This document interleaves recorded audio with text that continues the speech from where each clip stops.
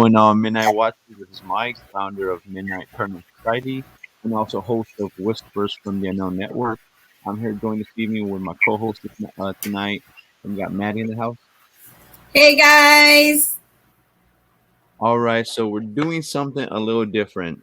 For those who, if this is your first time checking us out, Maddie and I are both co-hosts for Whispers from the Unknown Network, and also Maddie is one of the hosts for Whispers from the Mystic Side show on the Midnight Paranormal Society page. What we wanted to do was kind of change things up. We wanted to help grow our YouTube channel, so what we decided to do was make pre-recorded videos, upload them to YouTube, and again, you guys could come check us out, help support us, help our channel grow, and kind of share our journey into our journey into the paranormal, but through YouTube. We also just created a Patreon, so make sure you go check that out. That's patreon.com/ Midnight Paranormal Society. It helps us tremendously if you want to just help support our podcast, our investigations, and we can do shout outs for you. Just go check out the Patreon, become a Patreon, and it will definitely help us out. So tonight's discussion, what we're going to be talking about is culture and the paranormal. So, growing up in the Latino community, having that Latino background, Hispanic, we were, I guess, well, me, I can't speak for myself, but, I grew up hearing about curanderos, these witch doctors or healers, hearing about La Llorona and about, these duendes, like they're like little people or like these creatures, from Mexico and that they're here in the, San Antonio, where we're at, or the US. And we always heard about these different, almost like local or almost like urban legends, if you will. Um, and so, we wanted to come on and give you all, insight to that life that we lived growing up, and especially how at one point talking about the paranormal just alone was, something that a lot of people kind of frowned upon. And so, what I want to do is, Maddie, if you don't mind, kind of give us insight to your life growing up. How young were you when you first knew about the paranormal, if you can remember that? So I was when we were young, we always knew about the devil and God and heaven and hell, of course. But things such as La Llorona and the Cucuy, that's always been there, because our parents would use it to, discipline us. It was like, if you don't behave, the Cucuy's going to get you, you know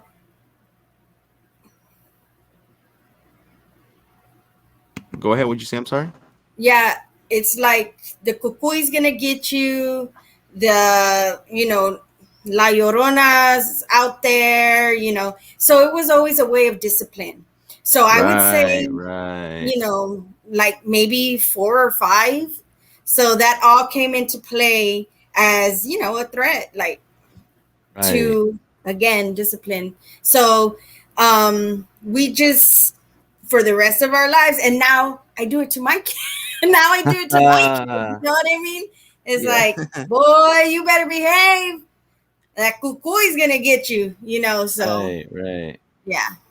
Yeah, that's the way it was for me too growing up. I remember being a kid and, you know, all the older family, like my grandmother and her sisters, and like my mom and my Theo and my tias, like, there I would always hear about stories, things that will come for you if you don't listen, the kukui and all these different things. And being a kid, of course, for those who don't know, I was a big chicken back then. Thank God I'm not anymore, but we would hear about things. And I remember, staying at my grandmother's house or any one of my family members' house, and waking up in the middle of the night and just remembering the talks I heard about the Kukui and about La Llorona and about this monster and about this witch, and then being there in the room and just sitting with the lights off and just wondering if it was gonna come and get me. And Yes. you know what I mean? Like, is it gonna come get me? Or you'd be laying in bed at night and your feet would be kind of like the blanket would be off your, one foot. I would always sleep in my bed with just one foot out of the blanket because I would get hot. And then I'm thinking, no, let me put my foot back in because what if that hand just comes up and grabs my foot and just yanks me down, For you know? real. So I couldn't I didn't have a nightlight, so it's like you either deal with it or you didn't. Just make yourself go to sleep. But throughout my life, I always wondered if what all these things they're talking about, even though there are methods to use to scare us so we can listen, were they true? Was it just, them blowing smoke or behinds? Was it a real thing? And I remember, I'm gonna share a story with you guys. I remember, well, one of my tias, my grandmother's sister, who's still alive right now. For those who are familiar with San Antonio, Texas, there's a high school in the west side. Actually, there's like I call it different levels to the west side.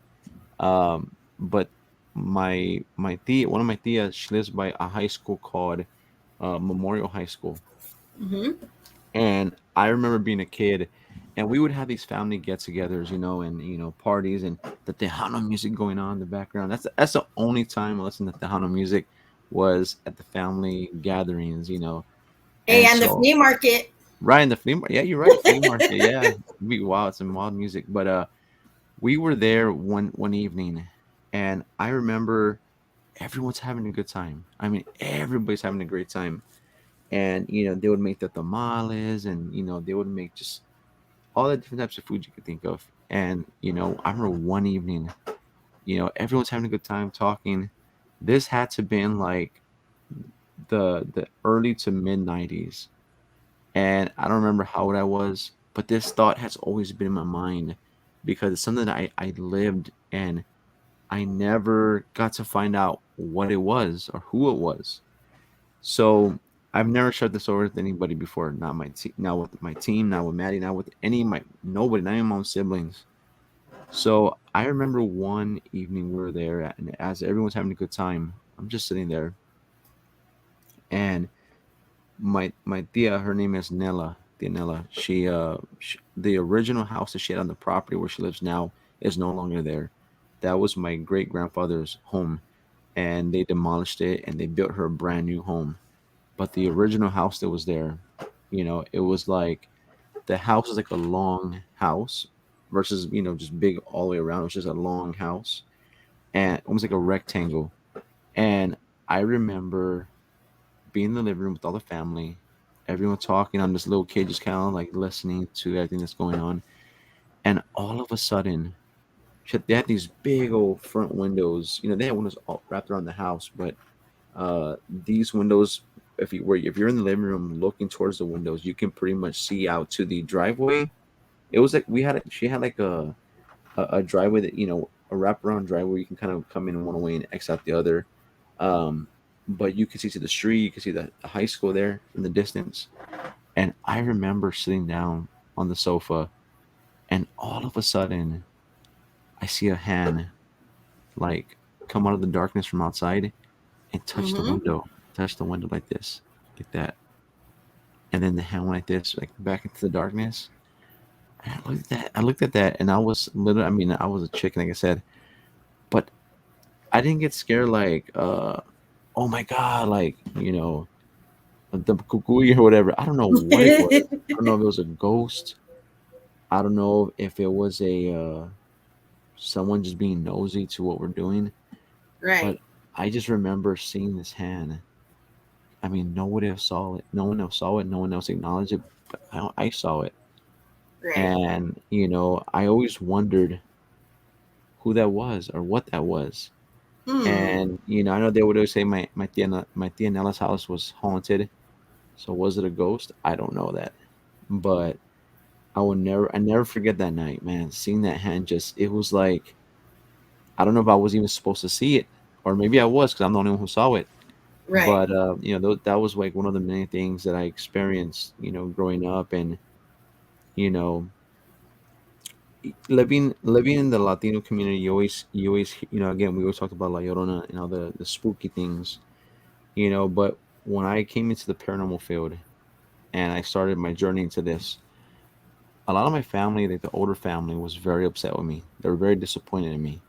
Hmm. They were like, you're dealing with the devil and the demons and the witches and Oh, this and that, and you're gonna be looking for things, and you're gonna find things that you don't want to see.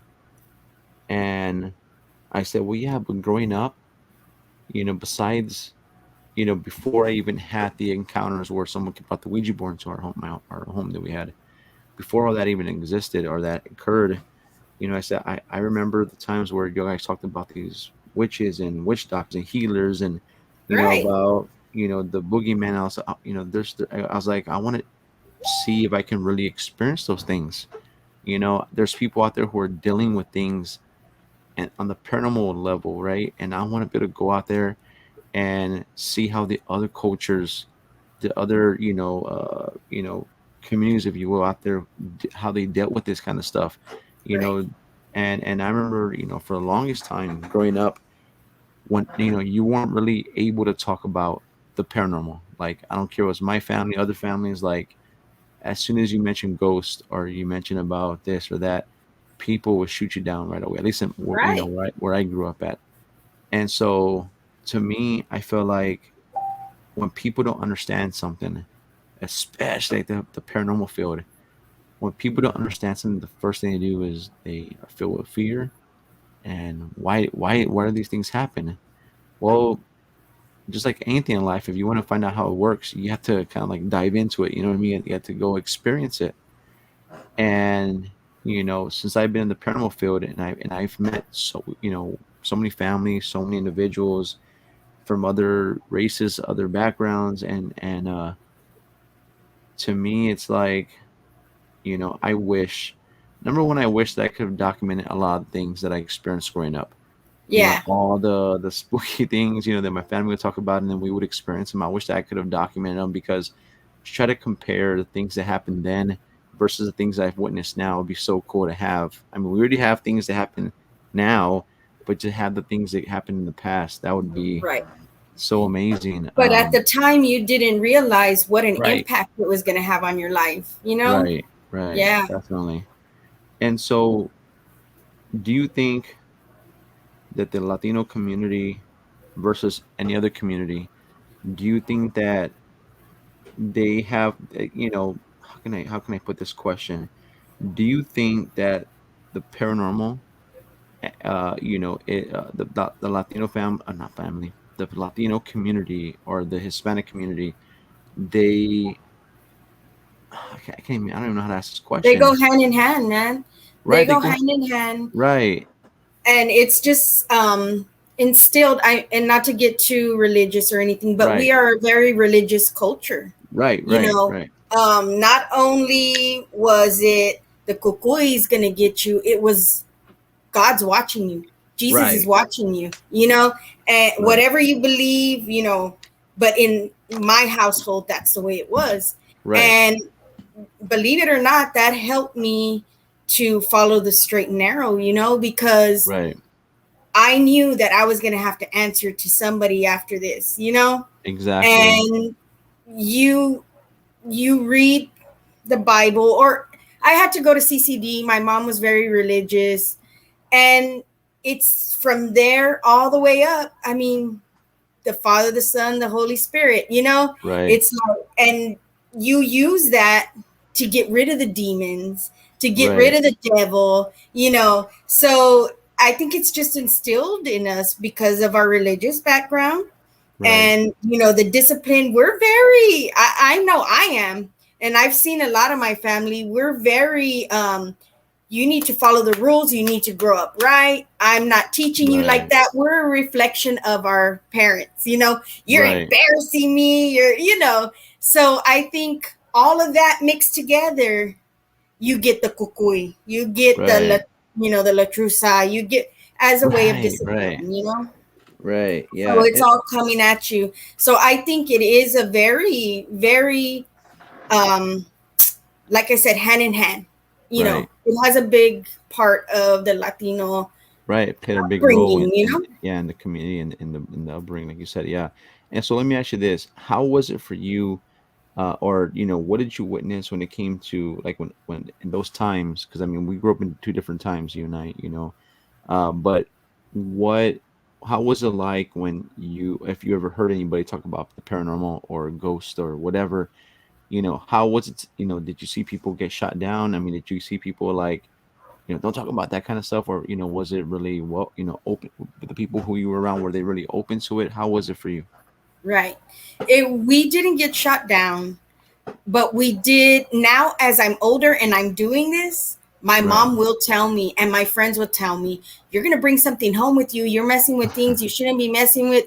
I hear it. Right. But when we were younger and we heard stuff, it was just like story time. Like you said, you had the Right. party and everybody's talking about it. Well, this would happen in our house. Like it was Right. just like, hey, this happened, and have you ever heard of this donkey lady? All these things. So it was just, my tias were just a little young, I mean, older than me. So it was like you're learning from them, and they're telling you to Right. try to scare you, just to try to freak you out to see what you're going to do. And then it became like desensitized. I was desensitized to it, so I wasn't as scared. I'm not going to say Right. I've never been scared, but the things that would always get me were the demons and the devil and the guy at the dance hall with the chicken foot and the hook. Right. Those were things that would freak me out. Right. So, I feel it's just used as a tool in Right. my family. Like a scare tactic, almost, like, Right. to see that, because if you get a lying man, they already know. Hey, you want me to call the cuckoo right now? He's gonna come get you. Right. Um. Or just to scare you. Your Right. cousins are razzing you, and Right. Right. Yeah, and that's what it was for us too, growing up. And like I said, my grandmother, I would hear her, and my other family members talk about things that they experienced, or they encountered, when it came to ghosts and spirits and all this good stuff. And it's always creepier when you hear the older family talking about it. You're sitting there as a kid, or as a young adult, and you're listening, and just the way they paint the picture for you, and in your mind you try to right. put it together. I would sit there, man, and I'd be all shaking, shaking, like, what's going on? Like, you know what I mean? I was. Because you trust them and you trust what they're Right. saying is legit, Right. because who are we to say that our elders, you respect your elders when Right. you're in a Latino household, who are we Right. to say you're a liar, you're tricking me, Right. because we're not taught that. Right. Definitely. What I want to do is I want to share another experience. Right. So, this experience, and for those who are watching, whether you're watching because of course we're putting this on YouTube, but whether you are one of our midnight watchers that comes off of Facebook, and maybe you've never heard this, or again you're a new midnight watcher coming strictly through YouTube. Back in, I want to say, 2009 or 2010, I think it was 2010. There's a show, or yeah, a show on the Spanish station. I don't know if it still exists or not, but it used to be called Infarto or Extremo. It was like one of those shows, like it's like a paranormal Spanish station, and they play like from Latin America, like all the crazy spooky, because Latin America, man, it's heavy in that They in don't in that hold part of the back. world. Man, it's like they go, it's either go all out or they don't at all. And so my mom was watching this show, or one of the shows, and the story was, there was a young woman. I want to say she was like in her maybe early to mid 20s. I mean, she was still very young. And she was, I guess, walking to a store, and she lived in Mexico somewhere. And as she was walking to the store, she ended up being hit by a car. And of course, her life was over, and her mom was just so devastated because, her daughter died, and she just was losing her mind. And so she made a shrine for her, or like an altar, right? And of course, if you're in the Latino community, I'm sure you've seen one of those a time or two, with the candles, and The all these things, statues. right? Yeah. Statues, and I've even seen some that have like a bowl of rice with like coins for like Right. good luck, and you see all this stuff, right, with pictures and so Horseshoes. right, just all these random things that I guess these people believe in or whatever.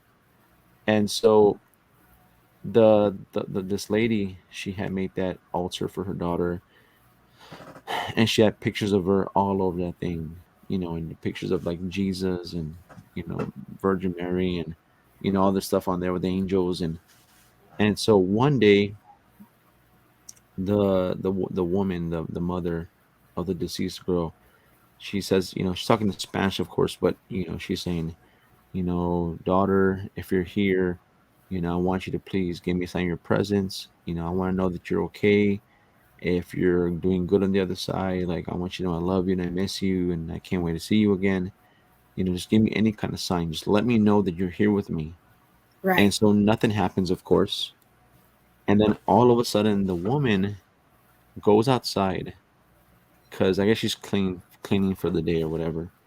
And she had just swept the house, and she went outside to get the mop, sun mopping. And the type of broom that she had was not like those one of those brooms that it's like shaped where the bristles are just complete straight across and they're flat. Right.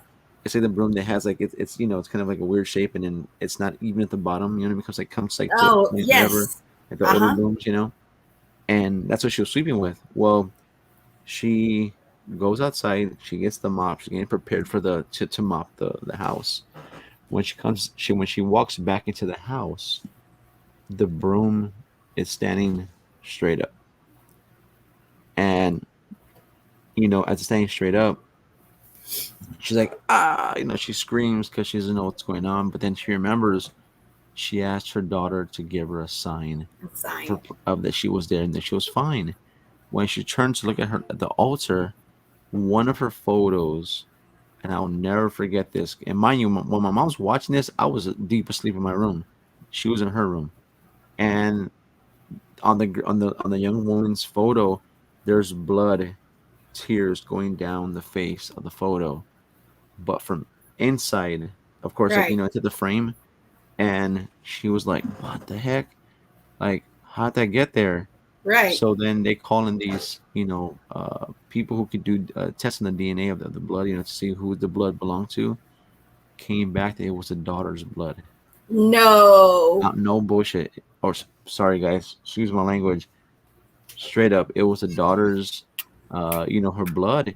They cannot explain how the blood ended up in the frame with the photo. Right. But they said we did the test and it's 100% your daughter's. Well, then, as my mom's watching this, my mom does something that I would never recommend anybody do. Please don't ever try this at home, ladies and gentlemen, children, whoever's watching this, little kids, don't try this at home. Maddie. Right? And Maddie, my mom, she's sitting there with her boyfriend at the time, Freddie, who was from Honduras. They were watching, and we had just got these at the time. This is when touchscreen phones had just came out, I believe, and we had went to Sprint. We had bought these new touchscreen phones, and it was like something like a touchscreen phone that had like a little ball. I guess like a navigating thing or whatever. And I remember he was sitting there, and he gets the phone. And mind you, I'm asleep in my room. I have no idea. None of this is happening, Right. and I'm asleep. And he gets the phone, and he puts it. He faces it towards the TV as he's recording all of this show. I guess to play it back at another time or whatever. And my mom says, you know, to the little girl or the young lady who passed away, she says, I want to invite you, to that house that we're living at the time. I want to invite you and whatever, whatever. And, you know, I want to know that you're okay and blah, blah, blah. And in so many words, she invited her to our house. Right. And what was so crazy was like I'm asleep and I just hear, wake up, Mikey, wake up. And I mean everyone, my mom's yelling loud, like if there's a you know a tornado passing by, like she's just like it's extreme, like wake up, wake up. I jumped up, my heart's beating all fast. I feel like I'm gonna have a heart attack. Like I mean, I'm like, whoa, whoa, whoa, whoa. I'm panicking, and she's like, look at what we recorded, and I was like, what?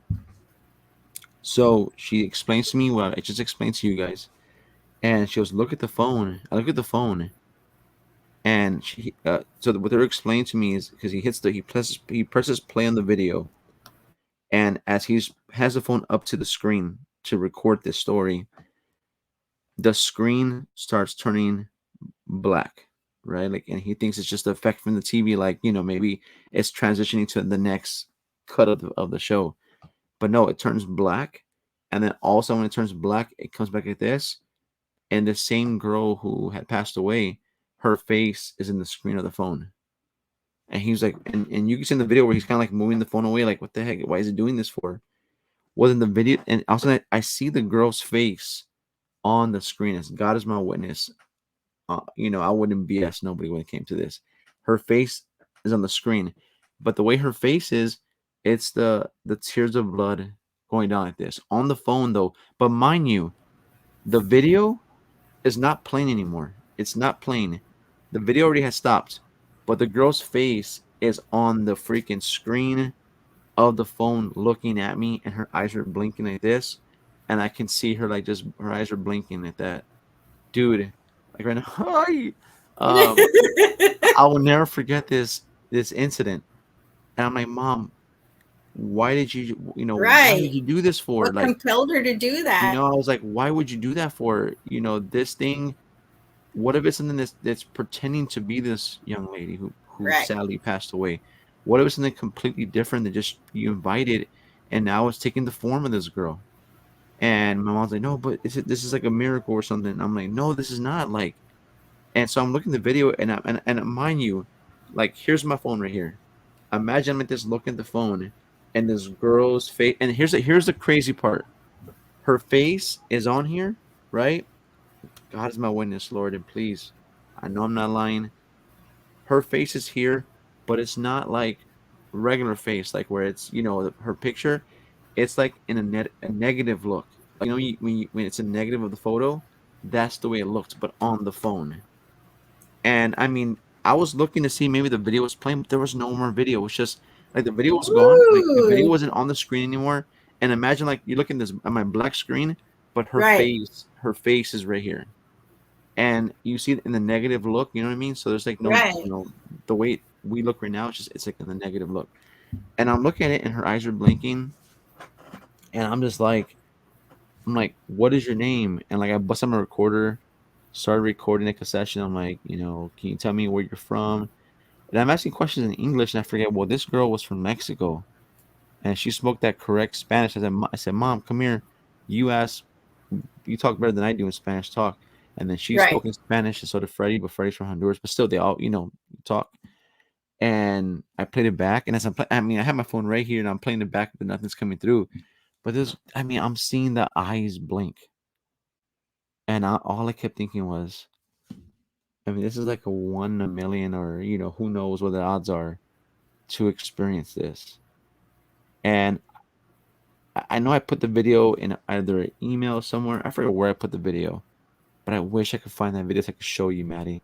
Like, I recorded. What I did was I record. Like, here's the phone, and here's Right. the phone at that time, and I recorded the phone this to show people that I Yeah, it recorded was this. real. Yeah. Maybe And you have it on a card. Remember we used to have those SIM cards back then or right, something? right. Isn't I it have it on. something? I think I have it in one of my emails under sent. I gotta look. I gotta look through my email. If I could find that, holy smokes! If I Yeah, can find I that want to see video, that. if I can find that video and show you, Maddie, it will blow you. That would be one of the best pieces of evidence without even looking for it. My mom just came to my room, but it was amazing to experience that.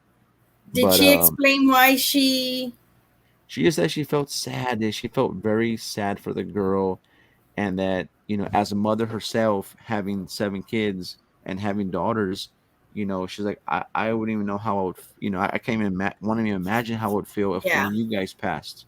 So she's like, I wanted to make sure that this girl's okay. I said, I get that. But to say I invite you, like, that's a Yeah. no-no, because who knows if it's something that was already here in this area that just say, hey, okay, let me go over there and check it out, see what's going on, and took the form of this girl, or maybe it really is her.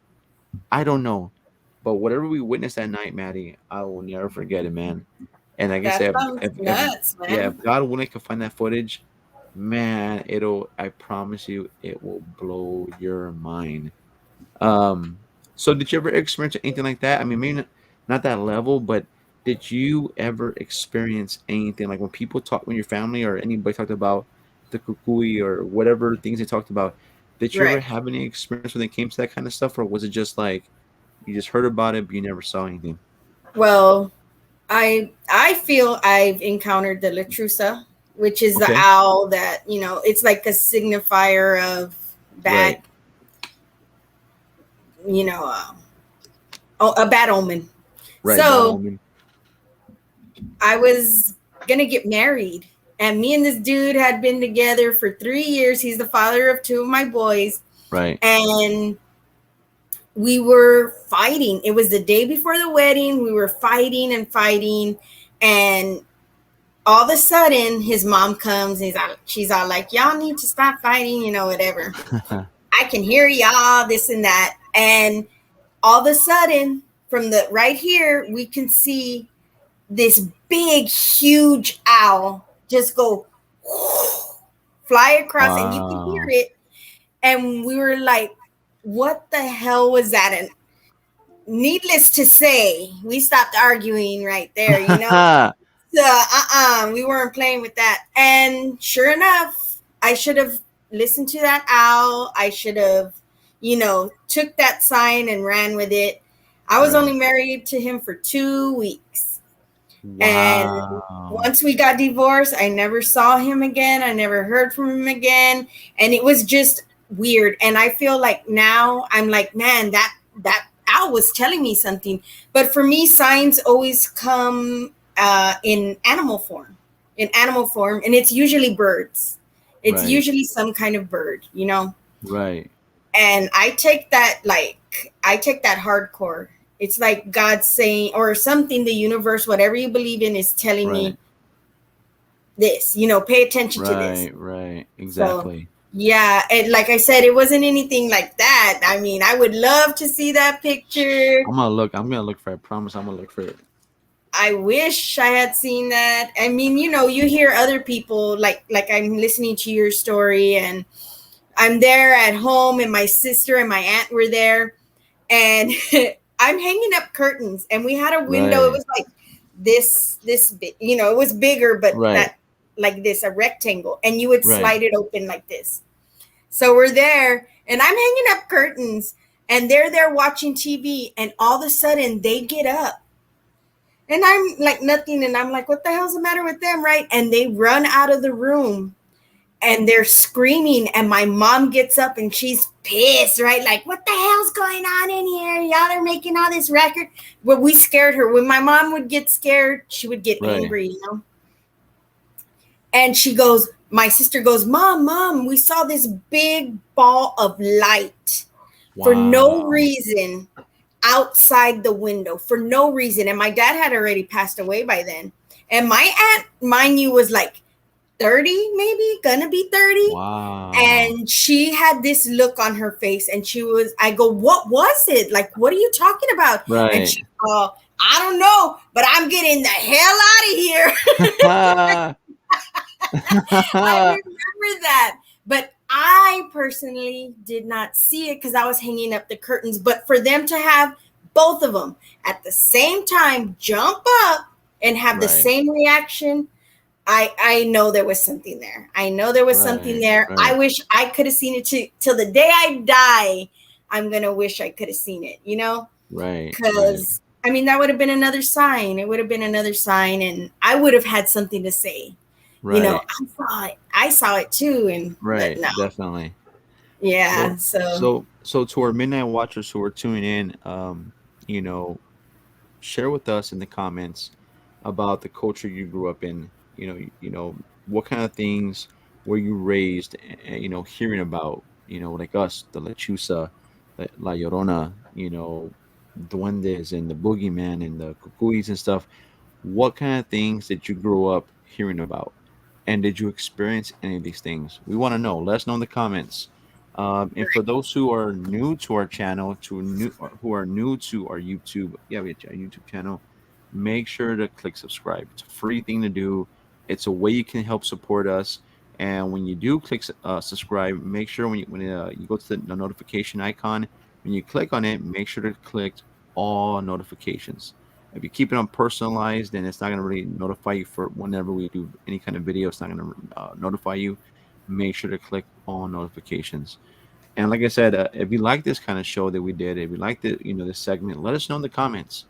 But yeah, so this is the end of our show tonight. I hope you guys enjoyed this. I look forward to making another video and putting it on YouTube. And thank you, Maddie, for coming on and Oh talking yeah. about your life and about the culture and how the paranormal played a big role in it. And like I said, I'm gonna look for that video. I'm gonna try to find that video that I sent, because the reason why I say email is because there's a reporter for Univision 41 who I was in contact with at the time. She wanted to do a story on NPS at the time, and I sent it to her. So I'm gonna see if I can look through my emails, and if I have that video sent to her still in my emails, then I got it. But we'll Yeah. see. So, but yeah, I hope everybody who's watching, all our midnight watchers, and again, if you're new, welcome to the family, welcome to our channel, and we'll see you in the next video. So, have a wonderful evening. I'll talk to you soon. And then my love and light to you all. Good night, Positive everybody. vibes. Thank you for watching, everybody. Make sure to click like and follow so you don't miss out on any shows or live podcasts on Whispers from the